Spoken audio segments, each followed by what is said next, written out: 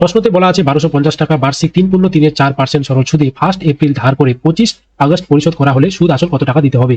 এইরকম দিনের যখন কোয়েশ্চেন থাকবে না, তখন মনে রাখবে যে 4 ধরনের দিনের কথা বলতে পারে। একটা 73 দিন, যাকে আমরা বছরে লিখবো 1/5 বছর, আর 146 দিন, যাকে আমরা লিখবো 2/5 বছর, 219 দিন, যাকে লিখবো 3/5 বছর, এবং থাকতে পারে 292 দিন, যাকে লিখবো আমরা 4/5 বছর। এবার প্রশ্নতে দেখবো যে 1 এপ্রিল ধার করেছে, মানে 1 এপ্রিল থেকে আমাদের টাকার ইন্টারেস্টটা শুরু হলো। এপ্রিল মাস, মে মাস, জুন মাস, জুলাই মাস, আগস্ট মাস। এপ্রিল মাসের পুরো মাস আমাদের ইন্টারেস্ট লেগেছে, মে মাসের পুরো মাস, জুন মাসের পুরো মাস, জুলাই মাসের পুরো মাস 31 দিন।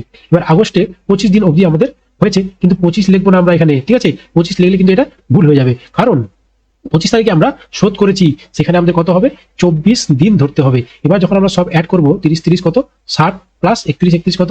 62 প্লাস 24, তিনটাকে অ্যাড করলে কত আসবে? 60, 122, আর এদিকে 24 যোগ করলে আসবে 146 দিন। তাহলে 146 দিন দেখো এই অপশনের সঙ্গে মিলছে, মানে 2/5 বছর। এই দুইটা হচ্ছে 146 দিন এবং 5টা হচ্ছে 365 দিন।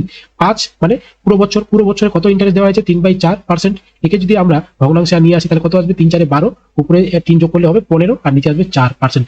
এবার 5-এর কত গুণ বলতো? এটা 5, 15/4 কে যদি আমরা 5 দিয়ে ভাগ করি তাহলে আমাদের কত গুণ বের হয়ে যাবে? 5-এর কত গুণ? 5 দিয়ে 15 কে কেটে দিলে আসবে 3, তার মানে 3/4 গুণ। 5-এর কত গুণ? 3/4 গুণ। ওকে, এবার আমাদের বের করতে হবে তাহলে 2 এর মানে 147 দিনের উপরে কত পার্সেন্ট হবে? 3/4 গুণ দিয়ে গুণ করলে আমাদের বের হয়ে যাবে 6/4%। মানে এই 6/4% হচ্ছে আমাদের 146 দিনের উপর ইন্টারেস্টটা লাগু হবে।